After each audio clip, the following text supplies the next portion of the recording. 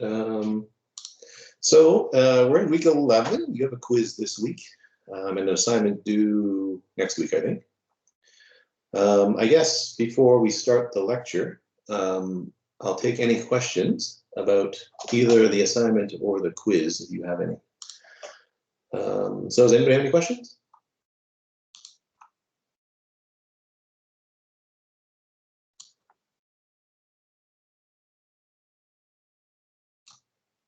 Anybody?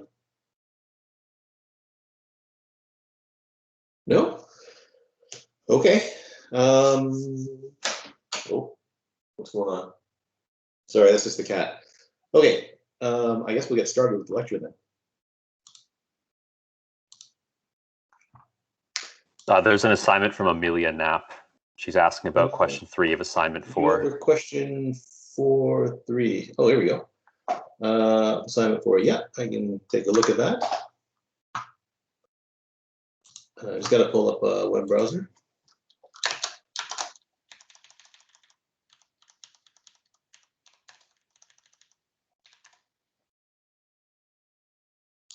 Question. Oh, hang on. I got to just a second. I have to close my door.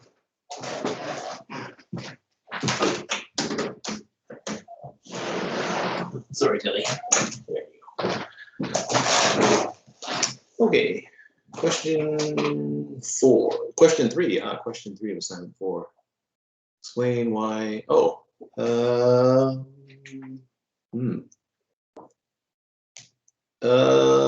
Can I go over this? I don't know if I can go over this without giving away the answer.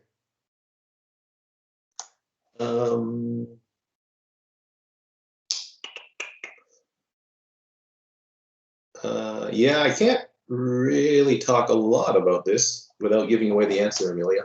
I'm just trying to decide what I can do. So, okay. So, question 2 basically, oops, sorry. Is there nothing past week 7 on the quiz? Well, hang on, I'll get that in a second. Yeah, I thought it might be difficult. I was wondering if we should be referencing by. Oh, no, it's not really binary search, this question.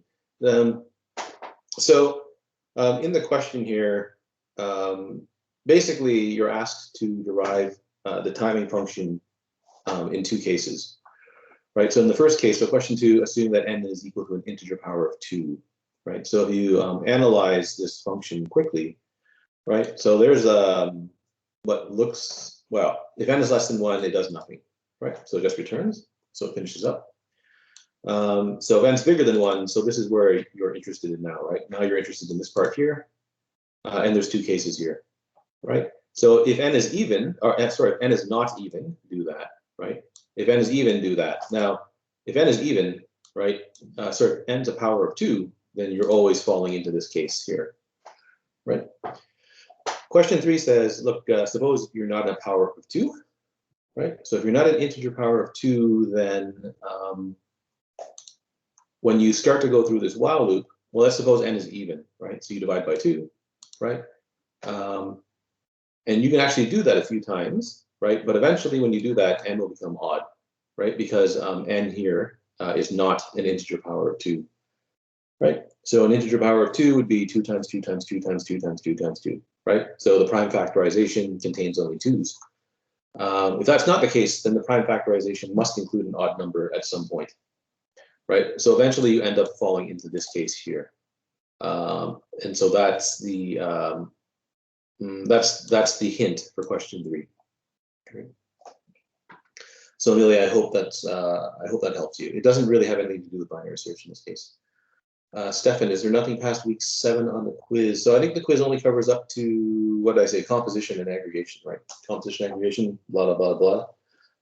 I made it that way because, number 1, I'm getting the impression that a lot of you are extremely busy in the last 2 weeks of class. It seems like the transition to online, people basically dumped a bunch of work on you and just said, get it done. And, you know, everything's due in the last 2 weeks of class and away you go. So I only made the quiz up to, I guess, week 7 or 8, something like that. I'm not exactly sure which anymore. And your most recent assignment is the first one to talk about composition. Sorry, not composition. Is the first one where you have to deal with inheritance. So I didn't really want to ask you, I give you a quiz on something you've never actually actively worked on before. So yeah, Stefan, that is correct. Ziming, for question 5, do we need to consider the case where the list is empty?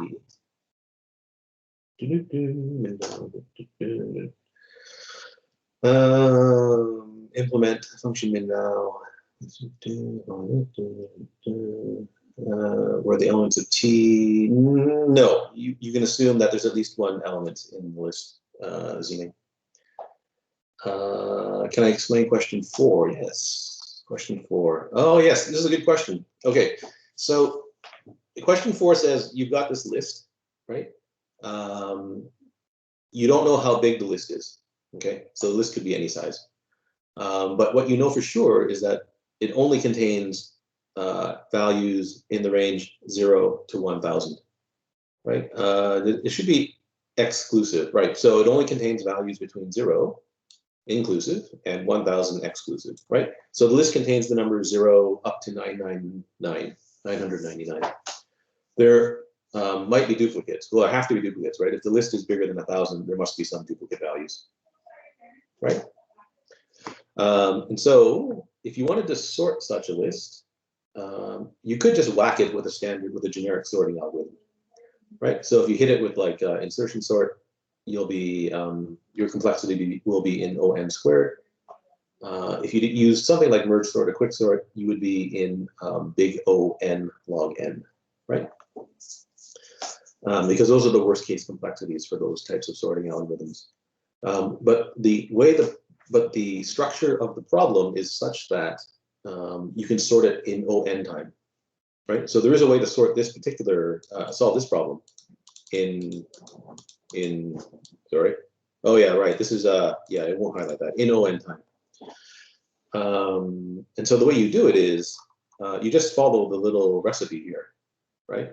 So the recipe says, look, what you just make a list, little spelling error there. So you make a list, right, of length 1,000, right? So so you have a list of 1,000 elements, and you set everything to 0, right?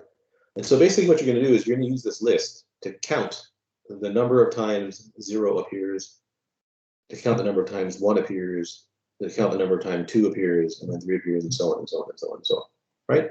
Where do you store those values? Well, if you want to know how many times 0 has appeared, or you want to store, so if you want to store the number of times 0 has appeared, you store it in AUX 0, right? The number of times 1 appears, you store it in AUX 1. The number of times 999 appears, you store in AUX 999, right? So you've got this, you've got a secondary list called AUX that basically stores the number of times each value appears in the list, right? And then now that you know how many times each value appears in the list, right, you can just overwrite the original list, right? Your original list is T, so you just replace the elements of T using AUX, right?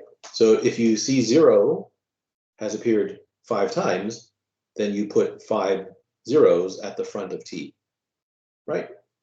Then you look at the 1 in AUX, right? So if no 1s appear, right? So if AUX 1 stores the number 0, then you put 0 1s in the list T, right? And then if you see 3 2s, then you put 3 2s into T, and then so on and so on and so on and so on.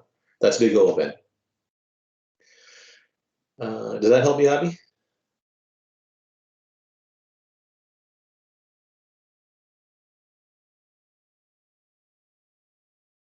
Yes, okay, good. When do we use a4.py? I could have screwed something up. Did I give you a4? Or what did I distribute in the assignment? I mean, it's entirely possible that I messed up the naming of the files. Oh yeah, look, I messed up the naming. Oh no, hang on, what's in here? Oh yeah, A4, you need that for question 6. So question 6, I give you a bunch of functions that you can use already, right? So I give you selection sort, insertion sort, and merge sort, so that you didn't have to type them in yourself from the textbook, right? well, I guess selection sort's not in the textbook, but yeah. So I gave you a bunch of functions to use. I also gave you a function that helps you shuffle part of a list, rather than having you implement that yourselves. You need the partial shuffle for this part right here. This is a good question. 6 is a good question when you see the results. Do I show you the results? Oh yeah, I showed you the results here. Actually, for some of them, you'll see that you can see that the performance of the different sorting algorithms differs dramatically under different circumstances. So it really drives home so it actually drives home two important points. One is that big O isn't everything. So you'll see, I think there's some discussion down here a little bit about that. And then 2, when big O, you can see how big a difference there is between O(n) squared and big O(n) log n. Right? You can see it right here actually. So insertion sort here takes on my computer takes almost 8 seconds, and merge sort down here takes less than a tenth of a second to finish. Right, and this isn't even a very big list. So that list there, I think, is 8,000 elements long, roughly. That's actually considered a small list in most applications today. Right, it's not unusual for people to sort millions, tens of millions, or even billions of items now. Anything else? Question 6. Oh yes, Amelia. So can I explain? I'm understanding we're supposed to write these functions that were described, but if you could go over it again, that would be great. Sure. So basically, I want you to write some functions that basically sort using the different algorithms. Right. So sim sorted here. I want you to write a function that makes a sorted list. Right. So you make a list. Where is it here? There's a where are the links? Here they are, right? So the way you should do this is you should make a list of that. You should make a list that long, right? So don't make 4 separate lists, right? If you make a list that long, you can pass it to this function here, time to sort sorter, right? So you also have this other function here in, oops, where is it? I guess I closed it. Sorry. Here. So you're given this function here called time to sort. If you pass it a sorting function, and you pass it a list of length 8,192, this function here will break that list up into a list of 1,000 elements, a list of 2,000 elements, a list of 4,000 elements, and a list of 8,000 elements. And it will sort each one of those 4 lists for you, and it will return a list of the time to sort. Right? So if you write sim sorted, you can, if you write sim shuffled, right? So if you write that function there, then you can get this output here from, or you can use time to sort to get this function here. Right. So you basically need to write. You can do it by writing 4 functions. When you start to write your functions, you'll realize that you might want to introduce some extra functions so that you're not repeating yourself over and over and over again. Right. So you want to avoid just copying and pasting stuff, because you'll quickly realize that each one of these simulations are quite similar, right? So each function is going to be very similar to the other, and so you should try to break out the similarities and put it into a separate function, right, to avoid repeating yourself. Does that help, Amelia?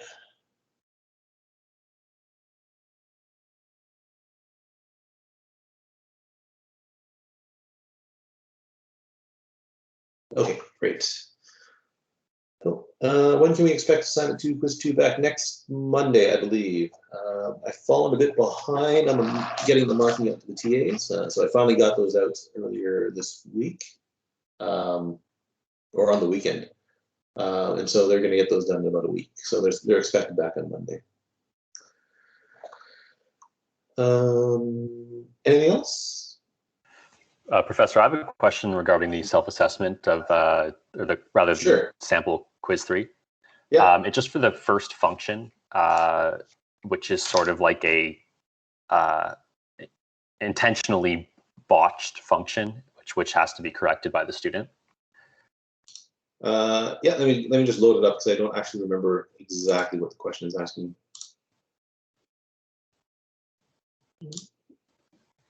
How do I up here? Okay, a little bigger. Okay, yeah, sure. So it's the function in the first 2 questions. I'm just because in part 2 you have the blanks, so like the triple question marks, which has to be filled in by the student. But in part 1, I'm just wondering about the recursive line. There's no, I mean, I could be wrong, but there's no recursive step in terms of manipulating, like changing how much you're changing the size of the slice each time. Oh, okay. So look, so when so that slice there basically removes the first element. Sorry, it doesn't remove the first element. So that slice is a new list, right? So that's what slicing does in Python, right? Slicing makes a new list. So you start out with S. So let's suppose S has, let's say, 5 elements in it. Okay. The recursive call makes a new list with only 4 elements in it by I see. copying the last 4 elements of S. Okay, yeah, because there's no examples in the textbook of a recursive call on a slice of a slice. So Yeah, I was sort of wondering. I don't think the textbook uses a lot of recursion on lists. No. So that's okay. That makes sense then. Yeah, it's obvious now. But I was sort of wondering where's the sort of like most of, I think on the assignment as well, all the recursive steps had like an n-1 or an n plus call function, call itself, in those and then cases, n-1. yeah. So in those types of examples, it's obvious how the problem size is getting smaller.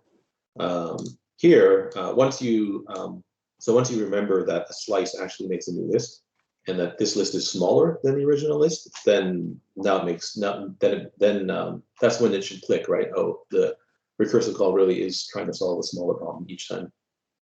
Yeah, thanks. That's simple explanation. Yeah, makes sense. Good. All right. Do our solutions need to be exact? No. They don't have to be exactly like my answers. That's not reasonable to expect you to produce answers that look exactly like the sample solution. In particular, my solutions aren't always quote unquote optimal, right? So oftentimes you'll see students come up with what I would say are better solutions than mine. So when I write a solution, it's generally I'm generally writing a solution where I think the average student, or I mean all the students, can look at the solution and say, and be able to understand what the solution is trying to do, right? There's definitely ways in Python to do things a lot more concisely than the way the sample solutions might do things. But no, they don't have to look exactly like the answers. Right. You want to, when you're, you want to aim for good programming practice, right? So, for example, you don't want to write a solution where you copy and paste. So, for example, you don't want to write a solution where you have 5 functions where they're all basically identical except for one line, right? So you don't want to copy and paste a bunch of code over and over and over again, right? Whenever you see yourself doing that sort of thing, you should say, oh, I should probably write another function and do it that way, right? And have my other functions call that function, right? Similarly, you don't want to, you want to avoid things like, poorly chosen variable names and poorly chosen function names and things like that. Okay, anything else? Super, let's get on with this little lecture. So this is basically going to be the second last lecture of the year. Next week, I think it's going to be recursive backtracking. And if there's time, there'll be, we'll look at some what are called perversely bad sorting algorithms. right? So you'll see ways how you can sort in really, really, really bad ways, if there's time. What else is there? Oh, again, I guess the topic of today's lecture is merge and quicksort. So these are two algorithms that sort in, well, not worst case. So in worst case, quicksort is actually O(n) squared. But these algorithms can sort in most in the average case, they can sort in big O(n) log n. Okay, so they have their average case complexity is better than insertion sort or selection sort, right, which are O(n) squared.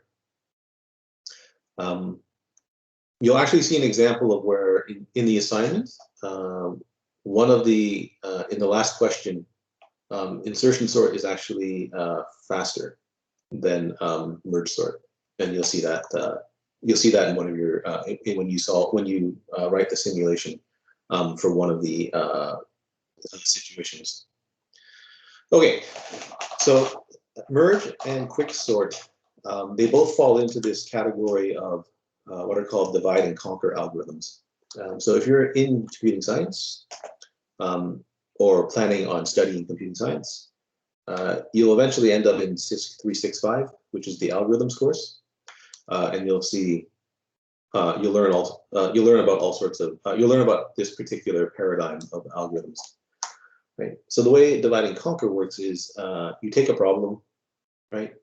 You recursively divide the problem into several smaller subproblems, right? So you take your problem, you split it into some smaller subproblems until you can solve the smaller subproblems, and then you put everything back together again, right? And you see that sounds a lot like recurrence, but that sounds an awful lot like recursion, right? And these types of algorithms are often defined and implemented. Well, they're often defined recursively. In practice, they're not always implemented recursively, but the description is usually recursive. So merge sort is one of these types of algorithms. So it's a divide and conquer algorithm that sorts a list. It doesn't have to be a list of numbers, but it sorts a list by recursively splitting the list into two halves. Right. So here you can see I have a list of 8, right? And I've chosen a power of 2 here so that I don't have to deal with cases where the list ends up being one of the lists ends up being the length of the list ends up being odd, and then you have 2 sublists that have different lengths, right? So this is all set up so that it always that you can always recursively split the lists into equal sizes, right? So you start out with a list of size 4 and you just split it in half, right? And you get 2 lists, and then you take each of those 2 lists and you split them in half, right? And you split that one in half, and now you get 4 lists, and then you split again, right? And now you have 8 lists, all of size 1, right? You might ask yourself, well, why am I doing this? It's because a list of size 1 is already sorted, right? If you only have one element in the list, it's sorted, right? There's no other way you can rearrange the element. And so merge sort works by merging sorted lists back together again, right? So I take each one of these sorted lists and I merge them, right? So I put them back together again, right? So when I put them back together again, though, I sort them when I put them back together, right? So when I put the 4 and 3 back together, I assemble them into the list 3, 4. And then when I put the 5 and the 2 together, I assemble them into the list 2, 5, right? And so on, and so on, right? And you do the same thing at the next level, right? So when I put these 2 lists back together again, I put them back in sorted order, right? And finally, when you reach the second last step, right, you've got 2 sorted lists of size 4, and I reassemble those back into a sorted list of size 8, right? And now the reason this works is because you can merge 2 sorted lists together to produce a new sorted list in time big O(n), right? So it's linear in the number of elements that you're merging. So here's an example of merging the sublists, right? I've got 2 lists of length 1, right? I'm going to call them left and right, right? When I merge them together, right? Well, how do I merge two lists of size 1? Well, I just look at that element in the left list. I look at the first element in the right list, right? And you pick the smaller one, right? So it's the 3. Notice I have to compare these, right? So I have to compare these, and then I say, oh, the 3 is smaller, so it goes first. And that means the 4 has to go second, right? That takes one comparison, right? Compare the 4 to the 3. And then I have to put them somewhere, right? And so to put them somewhere, I have to take this element and I have to copy it and put it here. And I have to take this element, copy it, put it there, right? So you're going to see, so if you've read the textbook chapter already, you know that merge sort works first by creating what's called an auxiliary list. So a list that it can do this copying into, right? And so that's, merge sort requires some extra storage to work, right? Extra memory to do this copying and merging. Okay, so when you have longer lists, it becomes a little more complicated, but not that much more complicated, right? So how do I merge 2 sublists of size 2, right? Well, you know they're sorted, so the first element in the result has to be one of the first 2 elements, right, of left and right, right? So you compare the first element, right? So again, I'm going to compare these 2 elements, and I'm going to take the smaller one and put it into the result, right? Now, I can't put the 3 into result yet, because that 5 might not be a 5, right?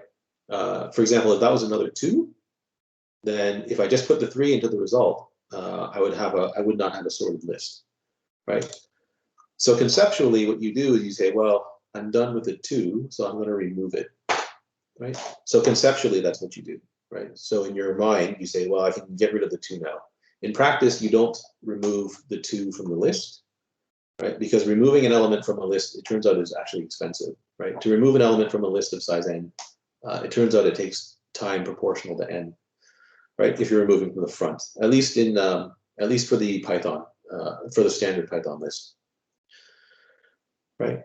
And now I'm left with a list of size 2 and a list of size 3, right? Now the 5 is at the front, right? Conceptually, it's now at the front of the right-hand list, right? So now you just repeat the process. I look at the first element in both lists, right? Take the smaller element, put it into the result. Conceptually remove the element I just put into the result, right? And now you're left with 2 lists of size 1. So compare those. Smaller element goes into the result, right? Remove the smaller element, right?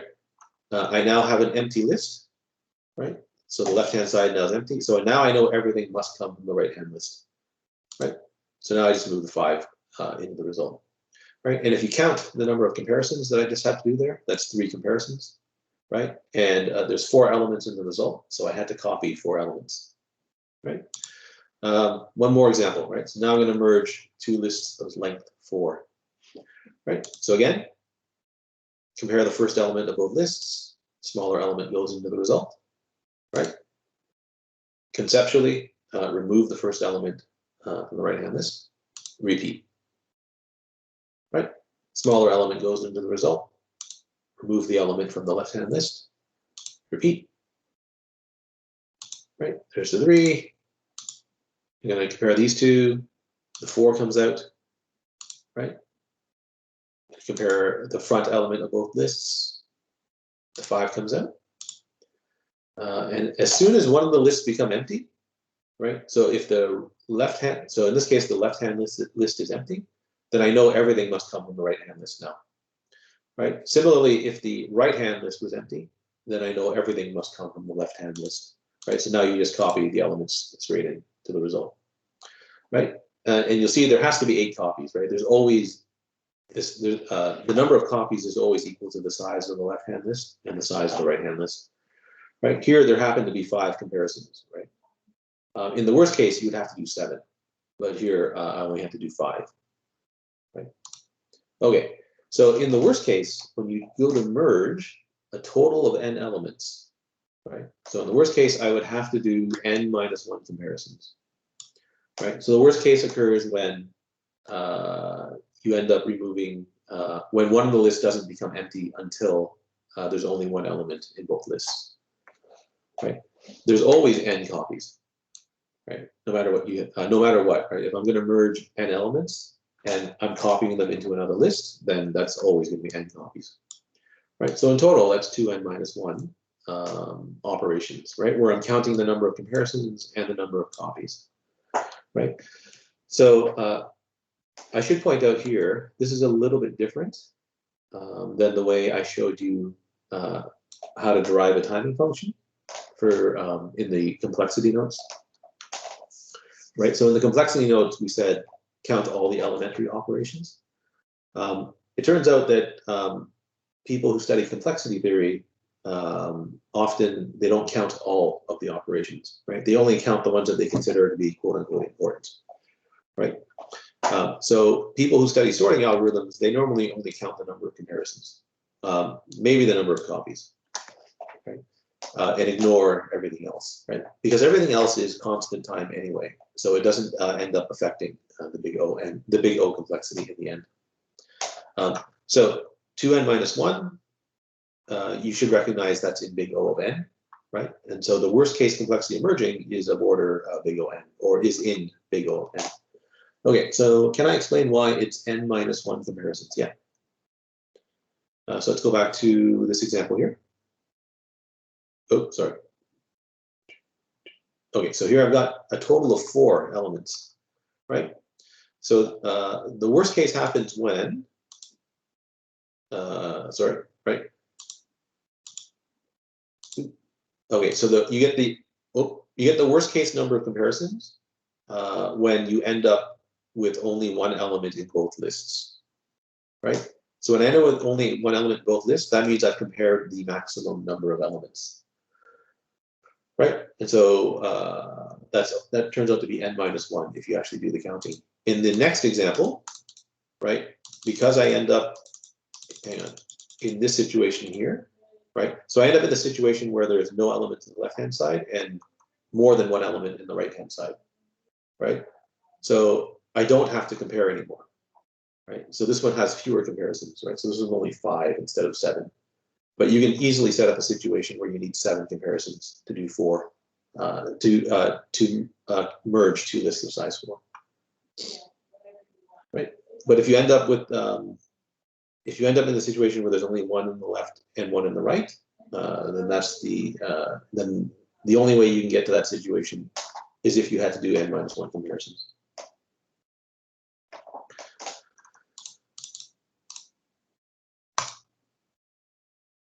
What if the right is 687?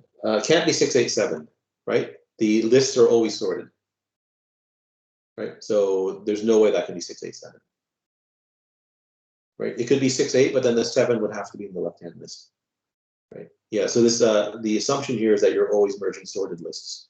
If you're trying to merge unsorted lists, then the complexity is much higher, right? Okay. Now,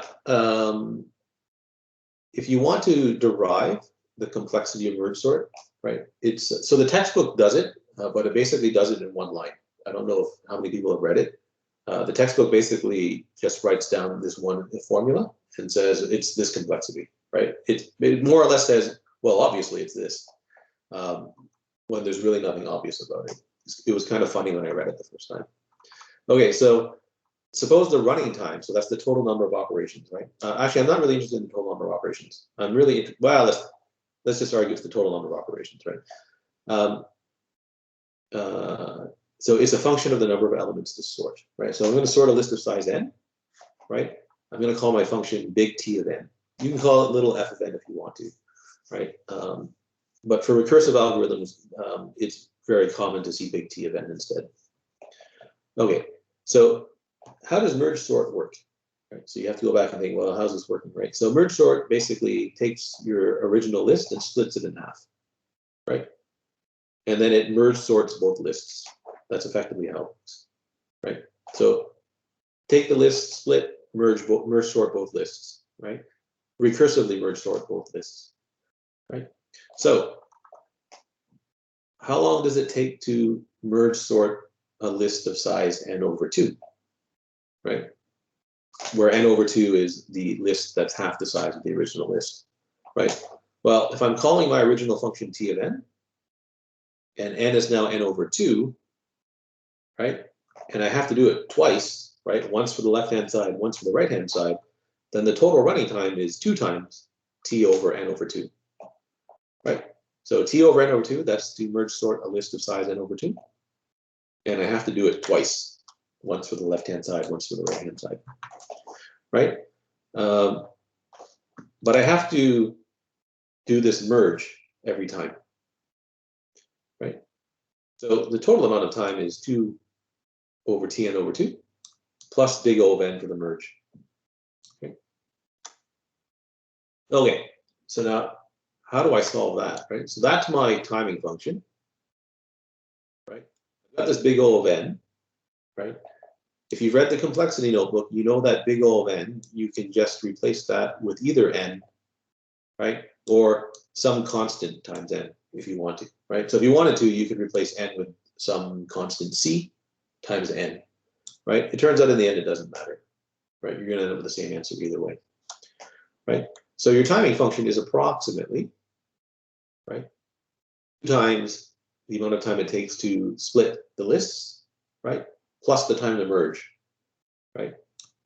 Okay, so I have Tn equals 2 over Tn over 2 plus n, right? And so the textbook just says, once you have this, you know, you end up with some answer. It spits out the answer, right? But what's really going on is, what do I write down for T of n over 2, right? What you do is you say, well, I know what T of n is, right? This is T of n, right? That thing there. So what's T of n over 2? Well, I just take the n over 2, right? And substitute it back into T of n, right? That's all you do, right? So this is a function of some value. I know what T of n is, so I just take the some value and stick it back in for n, right? So what is T of n over 2? It's the stuff in the square brackets, right? If I take n over 2 and substitute it back into here, right? I get T of 2 T of n over 4, which is that, right?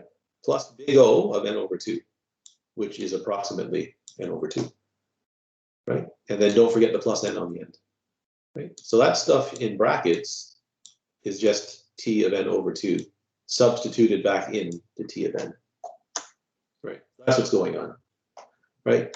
You clean it up, you get T of n over 4 plus 2n, right? And now you ask yourself, well, what is T of n over 4, right? So this is just T of some value. So you take the some value, stick it back into T of n, right? So the stuff in square brackets is T of n over 4, right? T of n over 4. So that's 2 times T of n over 8 plus big O of n over 4. So approximately plus n over 4, right? Don't forget you got a 2n hanging off the end here, so I have to add that back here. Right? Clean that up, you get that. And you can just keep on going, right? So you go a few more steps and you realize, oh, there's a pattern that emerges, right? So here you get 16 times T of n over 16 plus 4n, right? And so you can write that as 2 to the power k times T over n times 2 to the power k plus kn. Right? So you need to be able to make the jump from here to here, right? You need to be able to generalize to write down an equation that describes the pattern, right? And you end up with that. And so now you say, well, what is that going to? What am I going to do with this, right? So it's like, great, I've got this expression here. Well, how am I going to write down something sensible for this expression, right? So now I'm working with this thing here, right? Working with this thing here. Okay. Now you have to realize, look, if I have a list of length 1, right? How long does it take me to sort a list length 1? Well, it takes me some constant amount of time to sort a list of length 1, right? I can sort a list of length 1 in big O of 1 time, right? So it's big O 1, so I can just replace that with 1. Or, again, if you want to, you can replace it with a constant c, right? And now you say, well, how do I get t of 1, right? If the expression inside the brackets is n over 2k, right? Well, you just solve the equation n over 2k equals 1, right? So how do you solve that? Well, just take the 2k, multiply it by 1, right? So take the 2k, take it over to the right-hand side. And so you get 2k equals n, right? And now you can solve for k, right? So k must equal the log of n. Right? So you now have an expression, you now solve for k in terms of n, right? Which means I can turn this equation back here, I can get rid of the k, right? And turn it into just an expression of n, right? So I'm going to take this in here, right? Replace every k with log n, right? So you get 2 to the log n times t over n, 2 to the log n, plus n log n, right? Plus n log n, right? What is n over 2 to the log n? Well, 2 to the log n is just n. It's just n, right?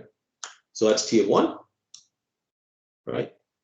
T of 1, well, t of 1 is a constant, or 1, right? So the first part just becomes n, right? And then this step here, nothing happens here. So that's plus n log n, right?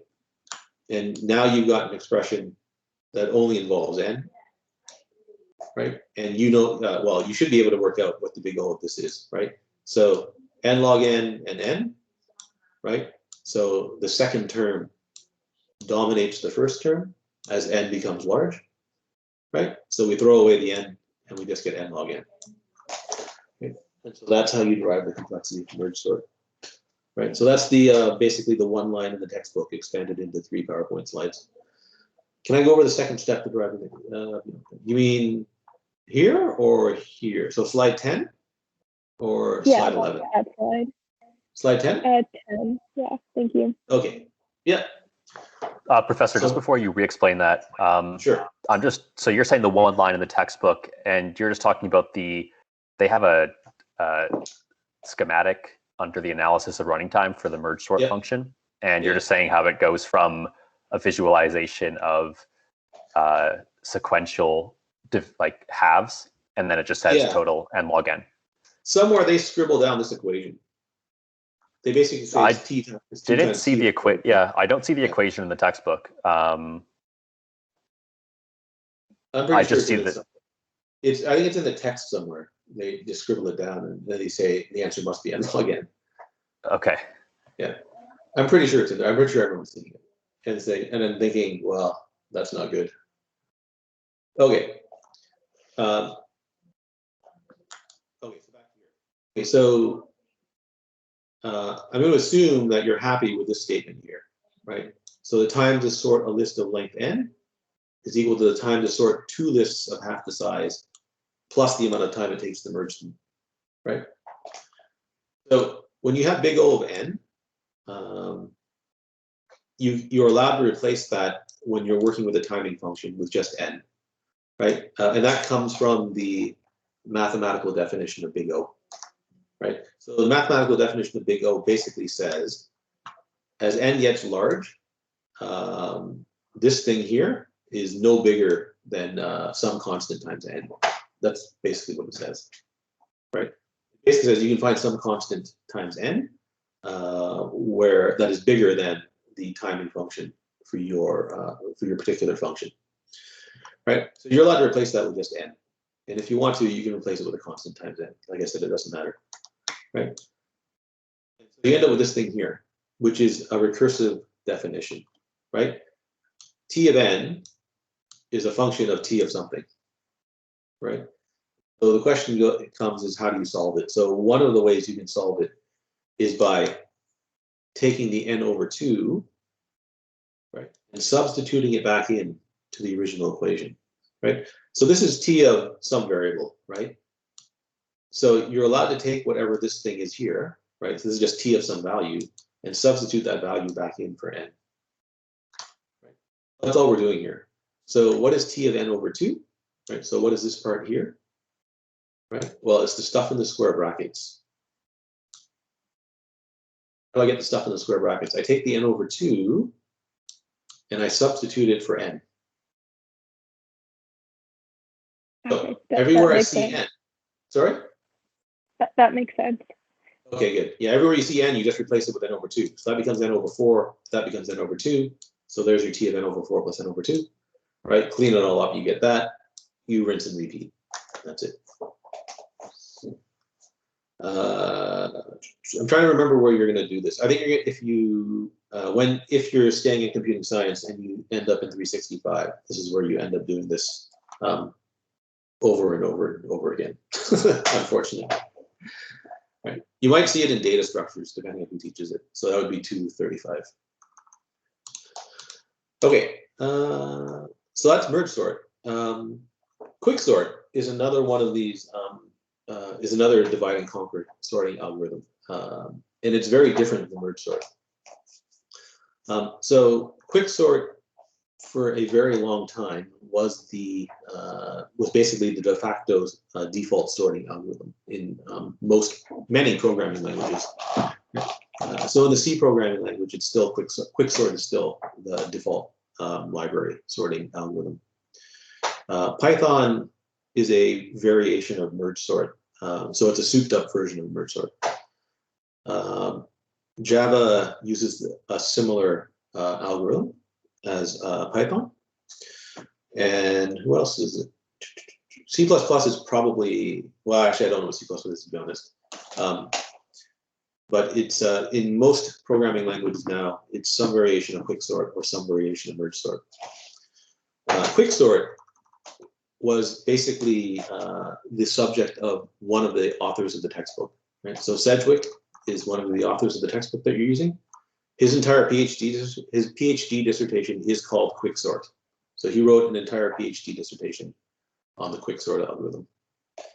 John Bentley, who I mentioned 2 weeks ago, I think I mentioned in this course, he's called it Quicksort the most beautiful code that he's ever written. So he's the guy who wrote the C library implementation of Quicksort. You can read about you can read all about it in this book here, which the library has. So there's a book called Beautiful Code that basically asked, I think 50-ish influential, I suppose, computer scientists, computer scientists and software engineers, what is the most beautiful code you've ever written? And he wrote a chapter about this. Okay, so you can describe Quicksort recursively as follows. So you have a list of n elements. It's in some random order, right? You pick one element at random, right? And that's called the pivot. I'm just going to pick some value at random, and then I'm going to reorder the list. So I'm not going to sort it. I'm going to reorder it. Right? So everything that's smaller than the pivot, I'm going to move in front of the pivot. Everything that's bigger than the pivot, I'm going to move after the pivot. Right? When I move things around, I'm not sorting them. I'm not going to try to sort them. I just need to move everything that's smaller in front, everything that's bigger after, right? And then you quicksort the list of everything before the pivot, and you quicksort the list of everything after the pivot. So let me show you a picture.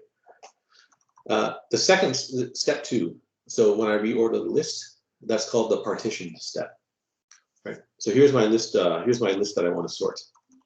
Right? I'm going to pick one element at random. So I'm going to pick the 6, right? I'm going to call the 6 the pivot, right? So partitioning moves everything smaller than the 6 in front of the 6, right? So everything in cyan, right? I need to move in front of the 6, right? Everything that's bigger than the 6, I need to move after it. So everything in red, I need to move after the 6, right? So I'm not going to tell you the partitioning algorithm, right? So you can look it up. It's not terribly. It's basically involves a loop, right? It's not terribly difficult to do, but it took a while for people to work out exactly how to do it and why it works, right? But if you read the Wikipedia article, there's a description of how it's actually done, right? Similarly, I mean, I'm never going to ask you to do it. Right? Okay, so after the partitioning step, your list looks something like this. It doesn't have to look exactly like this, right? All that matters is that everything that's smaller than the 6 is in front of the 6, and everything that's larger than the 6 comes after. It doesn't matter how you accomplish it, right? So again, it doesn't matter what order these elements are in, and it doesn't matter what order these elements are in, right? But after partitioning, your list looks something like this, right? And that actually does 3 things, right? The 6 is now in its final sorted location, right? So that's good. So I've managed to put one element into its correct spot, right? Everything in front of the 6 is smaller than the 6. Everything after the 6 is bigger than the 6, right? So what does that mean? If I sort that list, I've sorted the entire list, right? So now all you do is you recursively quicksort that, and you recursively quicksort that. Right? Okay, so how do I quicksort a list? Well, I pick a pivot, right? So I want to quicksort that list. I randomly pick a pivot, I'm going to pick 4, right? And so after you partition the left-hand list, right? 4 is in its final sorted location. Everything smaller than the 4 is in front of it. Everything bigger than the 4 is after it, right? Similarly, everything after the 4, right? Literally everything after the 4 is bigger than 4, right? And now you recursively sort the cyan list and you recursively sort the red list, right? So you just keep on repeating. Eventually, right? Eventually you'll end up sorting everything here, right? Eventually you'll be done with the left-hand sublist. And now you go back and you say, well, I've got that right-hand sublist that I have to deal with from the first step. Right? So how do I quicksort that? Well, randomly pick a value. I'm going to pick the 8, right? Hit quicksort the list. So everything less than 8 goes in front. Everything bigger than 8 goes after it, right? When you reach this step, the left-hand sublist has size 1, and the right-hand sublist has size 1, so you're done, right? Because when you sort a list of size 1, there's nothing to do, right?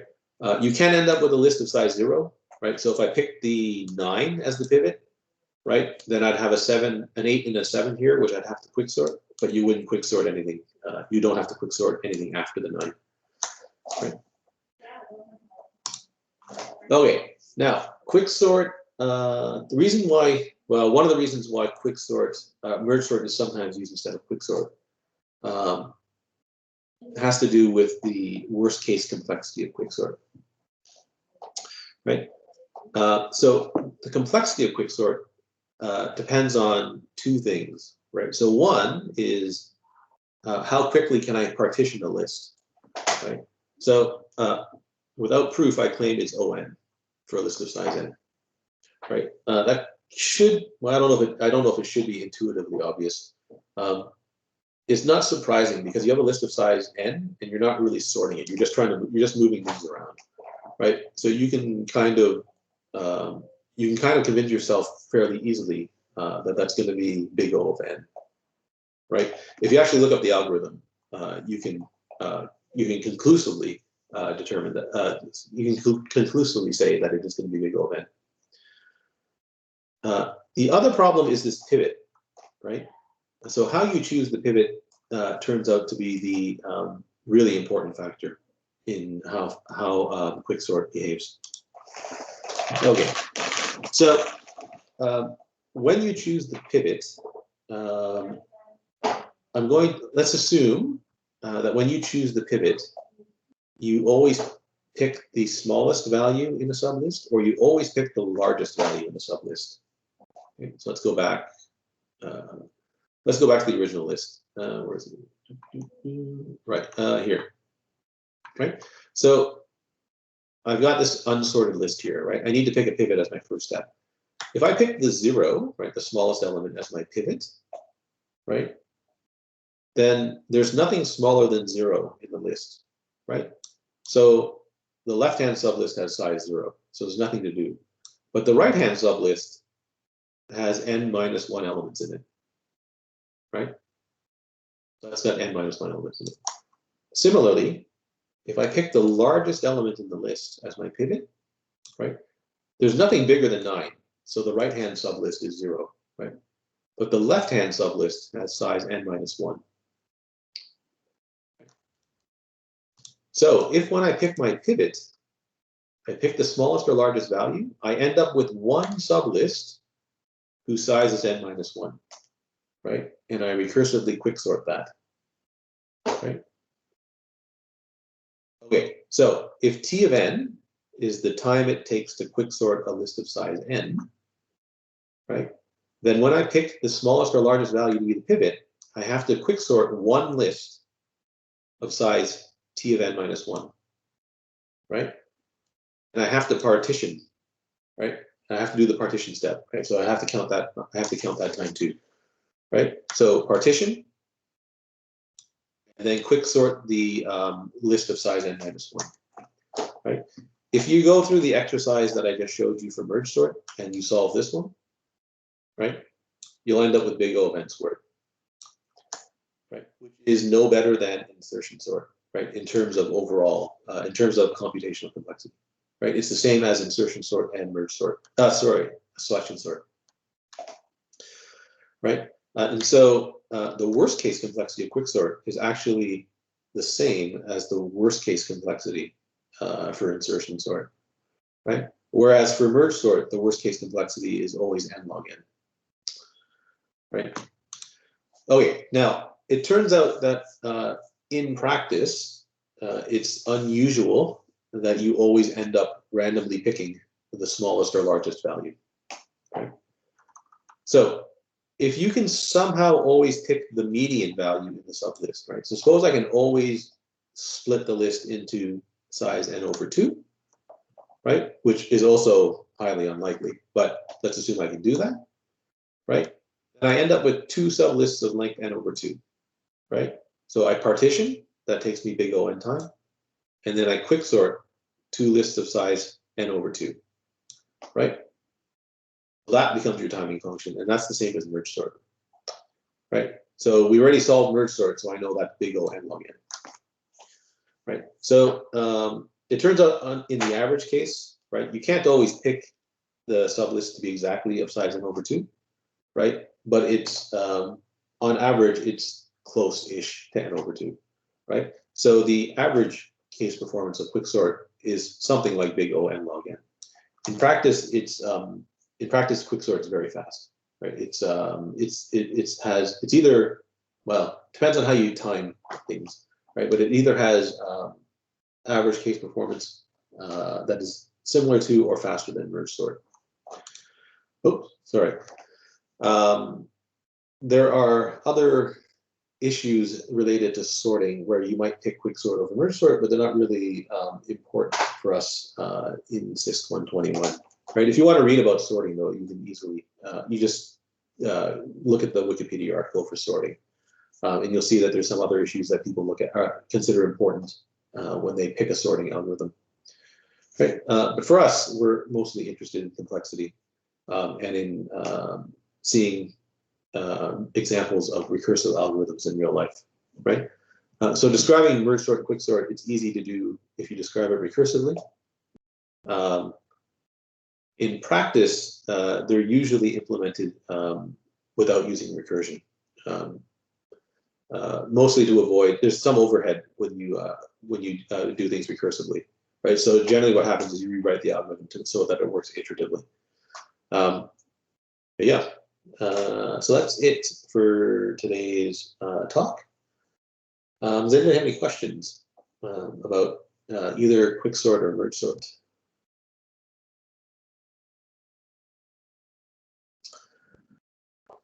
All right. I guess, are there any remaining questions about the quiz or the assignment?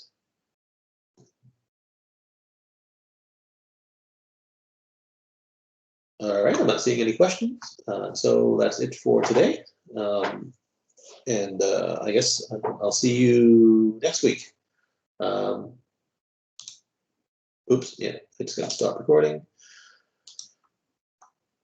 Okay, so you're welcome.